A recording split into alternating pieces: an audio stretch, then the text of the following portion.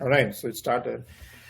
So Biji, let's start with an introduction, right? So go ahead. Um, give me an idea of what you do and where you're located. Yeah, thanks, Rajat. I'm based out of Dubai. Currently, I'm running Betroy, which is a technology services company based out of Dubai, Silicon Oasis. Prior to this, I was working with a Swiss company called Megit, and before that, almost 15 years with GE, into the GE Power, GE Oil and Gas, and GE Digital. Most of my professional career was around collecting data from machines and industrial assets to monitor the health and come up with predictive diagnostics based on first principles and physics based rules, and architecting sensors, monitoring systems, servers, enterprise software around it. And when I left GE, I was the global project pursuit leader for Middle East, Indian Africa for a specific product line. And my life was mostly around specifications and influencing specifications for large projects. And currently, for the last 4 years, I have transitioned to technology services, my own company. We have a team of 6 people, including some data scientists, AI researchers, project managers, and actual implementers. Primary purpose is to help small and medium businesses to orchestrate their business using the levers of technology, customer experience, and sales innovation. We have subject matter experts in various industries, but primarily we are focused on oil and gas, energy, healthcare, and services. Awesome. So you are located in UAE, right? So how is UAE positioned based on your experience? How is UAE positioned as a hub for AI? I should say UAE has got this, created this brand of making bold decisions in terms of many things. Everything here is digitized. Most of the governance is digitized, and people can avail any services from phones and from homes without going to and standing in queue anywhere. And in multiple fields, like whether it is coming to uh, energy efficiency or carbon footprint reduction, or whether it is coming to healthcare services, whether it is coming to building data centers, allowing private players to enter into large infrastructure projects, and allowing a lot of foreign direct investments, making regimes easy, tax free most of the time, or very less tax compared to many other regions. It's very easy for anybody to come here and set up their business. And systems are there, everything is clear how it will be administered, and people feel very safe here. So UAE positioned very well for the next leap. Now, traditionally, the economy thrived from 19, let's say 70s till recently with oil and gas in this region. But now it is being changed. Now the UAE is positioning as a technology and knowledge center. They are inviting people to come here, and they can work from here to anywhere. They don't need to have job here in the UAE. They can be resident here and work anywhere. They don't pay tax for any money earned here. There is no personal income tax. Um, Healthcare services, infrastructure, telecom, education, all are well set for families to thrive. And because of the excellent uh, infrastructure and facilities, be it roads, bridges, or utilities, etc., people are attracted once they come here and experience it. They're attracted to stay here, and they're attracted to see whether how can I take part in this growing place. So I would say UAE is very well positioned, and the government is doing the best to give services. Various sectors are giving various options of, like, for example, even very small things which we might consider like waiting for 4 days, and if you don't want to wait for 4 days, you can get it in for 4 hours just by paying some extra money, by paying some expediting fees. So everything has got a price, but everything can happen here in Dubai very fast. Awesome. I think one of the advantages that I've seen is also that it's connected well Absolutely. from a there's a great airport, and also there is direct flights to so many cities. So when it comes to the different industries, right? Oil and gas and tourism services, they all come to mind. So uh, how is it looking from your perspective in terms of AI opportunities? Oil and gas, for example, the major oil and gas player here in UAE is ADNOC, which is belonging to Abu Dhabi government. And ADNOC have invested in AI companies, and they are routing all their AI projects through their AI company. So they have a stake in that AI company. So, so, so that is because they work with a lot of different players rolling. They're make take like they're not even sitting on the sideline and calling a vendor to do something for them. They are actually actively creating new things. In fact, they are so ambitious that they want to solve their problems, and also they want to help other oil and gas companies to solve their problems based on their experience and data. So uh, a company is created called AIQ, where uh, ADNOC is owning 60% of it, and rest is owned by other private players. But they are taking significant steps. So that is in the oil and gas. And you mentioned about hospitality, tourism. So hospitality and tourism, there is no what do you call government directed approach that this has to be the standard, but the government has said that we want to be the happiest city in the world, and they are measuring everything by feedback. For example, you pay an electricity bill, they will ask you how happy are you with this, with the service. They'll give you a lot of analytics. How is your bill compared to last month?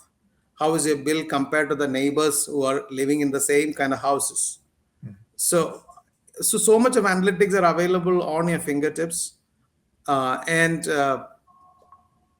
the because government has appointed a happiness minister and a happiness department. So anybody trying to give feedback, and if they come to know that people are not happy, definitely they're going to get a call and say that, you have to improve your services. And if they can't, then probably they will bring in somebody else, some other player, because they will not take chances of somebody ruining the reputation which they're building. So that kind of overarching guidance is there for hospitality and tourism, that you have to make people's life happy, and you cannot make people suffer. So but individual application of AI and technology is left to the private players, and there are enough players, enough companies who are serving those industries, and they're attracting international players as well, and all the international chains are operating here, hence they are also bringing in their technology and their best practices here. Awesome. And I think when it comes to hospitality, I think AI can play a good role because what we have seen is improving customer experience is one of the primary use cases of AI, right? So when it comes to logistics, being a trade hub, I'm sure logistics plays a big role. Uh, what is your take on AI in logistics? Yeah, you earlier mentioned about Dubai being the hub, and multiple airports, and one of the largest airports is just about to open. But at the same time, Dubai also have a lot of ports. So Jebel Ali, one big port, and then you have Ras Al Khaimah. You have, like, it's fully covered, by ocean at the edges. So the large ports here. So a lot of logistics or material movement happen, trade happen through Dubai, and Dubai is well connected, as you said. and also Dubai is connected to Asia, Africa, and also to the rest of the world. And there is a huge opportunity here. Now, as AI, there are a lot of things happening. So one is that, as soon as you can predict with certain degree of certainty what is going to happen with your shipment, with your clearance, with regulations. I mean, there is like predictability. Like this is how it is going to happen, and it's going to happen. So that is the kind of confidence which they are creating in every sector. So they have already created those systems of customs clearance, scheduling. Everything has got a time. Everything is already clear.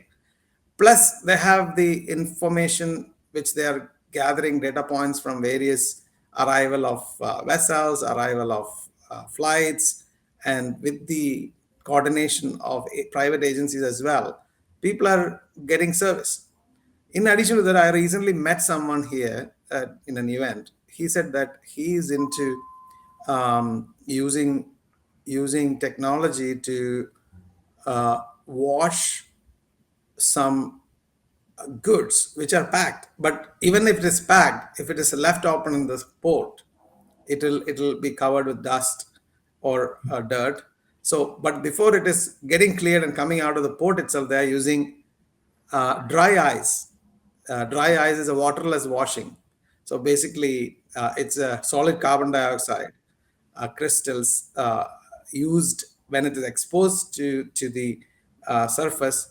It actually becomes gas and it takes away the dirt. So there won't be water, but it will be clean. And they are using drones. They are using drones to do that. So you imagine this is the level at which people are playing. So I'm not saying everything is hunky dory, but I'm saying for a very large extent, you will feel everything is organized, everything has got a process and system, and there is a speed. There's a speed at which things will happen. The excitement is there everywhere. Nobody is like sitting actually, some people don't like the speed of Dubai. So yeah, so yeah, from a logistic point, I think connectivity, the capacity to handle large amount of shipments, and both the sea and the air connectivity to Asia, to Middle East, I mean Central Asia, to Africa, and to India, all that brings a lot of trade to Dubai, and it's getting re-exported. Awesome. So let's get into some of the implementation challenges, right? So I think the first thing that comes to mind is data residency and compliance, right? So uh, when it comes to implementing AI, what is your take on how companies should approach? What are the data residency requirements, compliance requirements, in a very high level, just to give you an idea? Yeah. So first of all, there is a huge challenge with respect to people mindset towards AI. One is that like they think that AI is a project rather than not a continuous improvement thing. So they're thinking like AI project. Once I done the AI project, it's done. So that's not the real case. The real case, it is iterative. It is, you have to continuously keep at it until it reaches some place where it is where you are happy with the results. So that is one issue, that they are thinking that this is a large project. I invest X amount of time and money, and it will solve all the problems. So that is one thing. Second thing is that people don't know where to start. And when we start, like as part of my assignment in Bero, we do a lot of AI readiness gap analysis studies. And when we do that, we find that people are not even ready with fundamental things for their business. They don't have systems to capture data. They have a lot of data duplication and or data silos. So fundamentally, they are not ready. So those things has to be addressed. And of course, mostly when it comes to regulated industries and connected with governments, that is when the data residency issues come. And uh, now all the major cloud players are going to be here. Uh, Microsoft Azure is here, and GCP is coming. AWS is around the region, and um, also the private players like G42 Cloud or other other clouds like Moro Hubs and other specific cloud utility providers are also playing. But what I find is that when it comes to small and medium companies, it's not so easy to get access to that cloud, because you cannot go and get a small infra from them, all these players. So you are talking about large investment in that case. But data residency, when it comes to data residency, it is better to go with Microsoft Azure or G42, those kind of large players here, not the small cloud providers. And that is what, like, for example, governments are now trying to host like their own cloud and control the data residency by themselves. Like, for example, different Emirates have got different departments, and they would say clouds has to be monitored and managed and the data has to reside. So nobody can go and renew a license from any service provider until go through a nodal agency. So that's how they control it.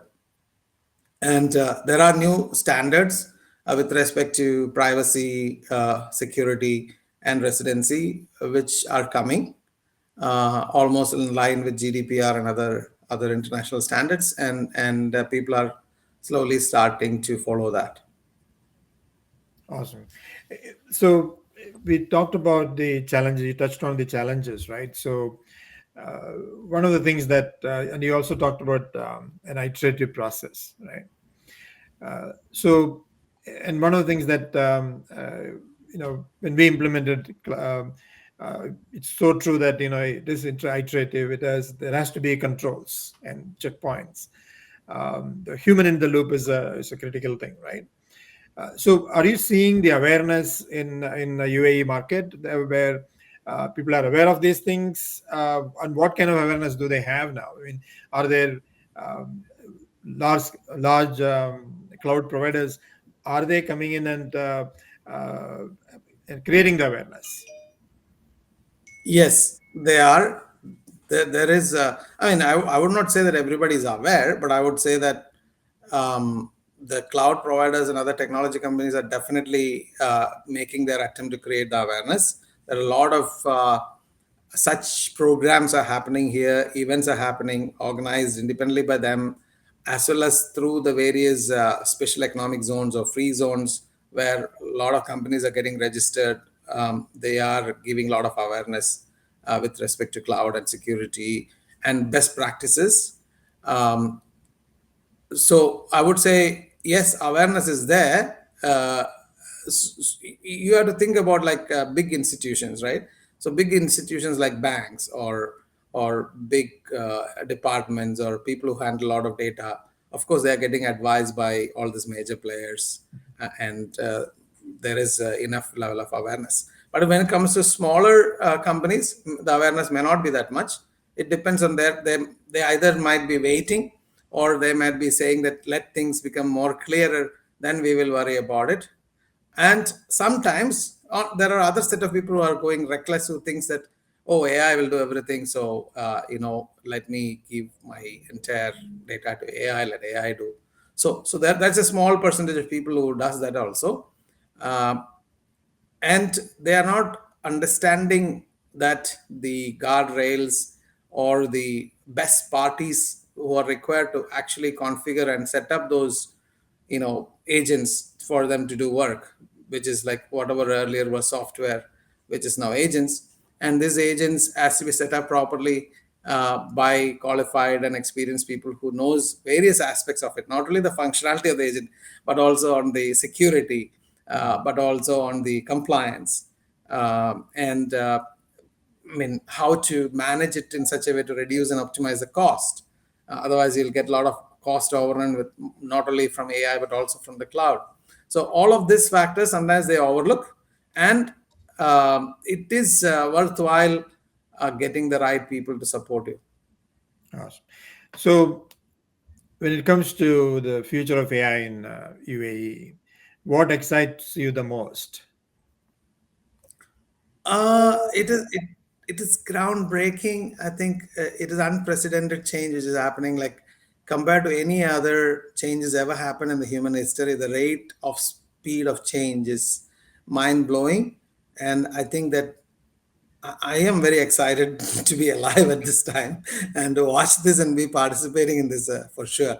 But I see a lot of people are not even aware of what is happening, in and they continue their life as if like, okay, then nothing. Like I'm not worried about AI, but it's not the question of being worried. It's a I think it's exciting thing is the opportunity to rewrite a lot of rules of business, opportunity to look at the entire business model completely from a new fresh approach, then opportunity to create brand new customer experiences which is not possible before, like hyper personalized contextual experiences which should have been very expensive to do in the past can be done very fast and very helpful for people.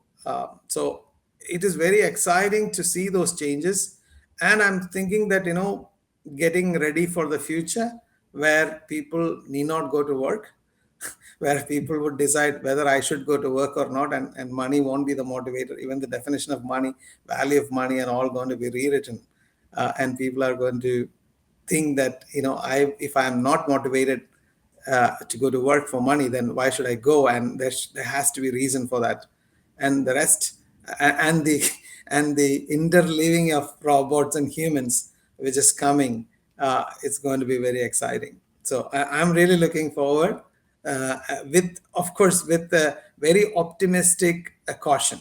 Let's say, with a little bit of caution, but I'm very optimistic. So for CIOs and CTOs that are running businesses in the UAE, uh, what do you think their approach should be in terms of identifying the right or the first AI solution? Yes. Uh, Instead of, while they can prepare and study what is happening and how things are changing and get into a vision of whatever like version which is coming in the AI world, um, they can actually look for the best use cases in their business operations, which can be um, handed over to AI, or AI can augment that that particular operation by helping the humans. So, for example, anything which is repetitive, monotonous, tiresome, anything which human will be feel, let's say, fatigued by doing that, all that can be easily handed over to machines, and you can easily calculate the economic benefits by simple math of saving the effort of humans. Second thing, we also have to address that humans are very creative. Humans brain are very elastic, and they can do higher order things than entering data into CRM, extracting data from CRM, reading emails and responding to emails. And I mean, we can do much better if we give the heavy lifting to the machines, where we could do huge level of uh, humanness, which is now lost because machines have made humans also more like machines, and they're repeatedly doing same thing every day, morning getting up and doing the same thing every day for 10 years. I mean, I think that can be that can be changed drastically by giving them higher order things to think, how I can add more value, what exactly am I really solving the right problem, rather than doing mechanical stuff which they're doing. And again, when I'm saying mechanical, don't understand that as keeping things in the shelf and taking things from the shelf. No, I'm talking about even knowledge work, even even researching, even summarizing, even preparing email, even making analysis, visualizing, presenting. All that stuff is knowledge work. Really, those also can be automated big time, where a human can even go to higher level of work where they can really understand the nuances which they overlook now, because they are fed up with this daily routine work. So to answer your question, CIO, CFOs have to look for opportunities which will give the biggest bang for the buck in returns of the investment. And it's not about saving one FTE, it's not about saving 5 people salary. No, it is about the productivity gain which you can do by augmenting those humans with machines. You can like 100x bring productivity, because you are utilizing the brain in a wrong way. You can make them masters of their departments, and they can run their departments with machines, and humans will become oversights, overseers of those machines, and step in whenever is required, when it goes either wrong, or when human required, right? Identifying those uh, low effort, high impact use cases, which is obvious. You will, just by observing your people, what they are doing, and ask them, how are you spending your time? Can you write down in your 8 hour shift, where did you spend most of your time? And then you get easily things to do. Good. So now let's talk about Betroy, right? So I know you touched on it a little bit. So to achieve the AI goals, what services do you provide, and how can you help them? Basically, like that's the question. Sure. Yeah. So Betro is not like a deep tech company. It's more like a services company which is helping businesses to operationalize AI into their business operations primarily. We might also do into specific automations for a particular industry, or a particular factory, or a particular business. We might do that also, but primarily what we do is that we go into a deep discovery of their business processes. So we look at their business objectives, then we look at their current operations, how do they get customers, what is their customer journey, how do they give or deliver value to the customers, and in the entire process would they collect feedback, and then we'll say, oh, what kind of internal tech systems they have to enable this, what kind of customer facing tech which they have, where customer is interacting to, where is all this data residing, and do they have written down processes of various things, very clear steps, and whether the organization is arranged in a way to make those objectives happen. Are there skill gaps for people? Skill gaps not only in terms of technology utilization, but also on the mindset or process or continuous improvement approaches, etc. So we study all of this. Even though we study all of this, we don't recommend interventions in all these areas. We will not recommend. We will recommend interventions in areas of technology, automation, AI, and customer experience, specifically customer experience and sales angle, getting revenue angle. That's all. We will not go into the other areas of finance, or other human resources, or other aspects of the business. And so we help them to discover those, and then we give them intervention documents which says that these many interventions are possible, and then we help them to prioritize, take one or two of that, and we get the budget approved. Then we actually execute, and when we execute, we might use a combination of things. We might use Microsoft tools, we might use companies like low touch, like Agentic platforms, we might use jot forms for workflow automation. So things which we are proven, or we have some kind of control or testing which we are confident that this is going to work. We might also use third parties, like for example, if somebody is using let's say Microsoft Dynamics, or Salesforce, but they don't know getting value out of it, they are struggling to enter data itself into that, right? For example, so if there is no data, it won't work. So we can help by bringing in people who can help them to overcome those hurdles. We can do change management workshops, because the mindset has to change to embrace this thing. So we kind of touch them in a way which will give tangible results in terms of financials. And we do that study before even we implement. Like we say that, okay, by the way, you are going to spend 80K, and you are going to get back 80K in 3 months, and you're going to get recurring benefits out of this. And people are willing to, because they know that they have to modernize, because somebody else will beat them with more efficient tech or more efficient processes. All right. Also, other important thing I want to bring is that there is generational change happening. That's also very interesting, where in spite of all the technology things what we are talking about of space and high tech and data centers and AI, there are a lot of businesses in Dubai and in UAE operating still in Excel sheets and Mm, posted pads mm, and even making tens of millions of dirhams revenue because their businesses are simple. They had 5 customers, 10 customers, and 10 products, and they have long lasting relation. They do volume, etc. But guess what? Now the generational change is happening, and the new generation who is coming to take over, they are not willing to run run with what it was doing.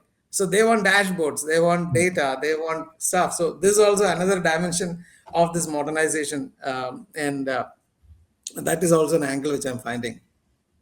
That's great. So that means they could directly go to an AI world rather than Exactly. in between, right? Yeah, that's good. Exactly. Like lot of series they can cut off and straight away go Exactly. to Copilot.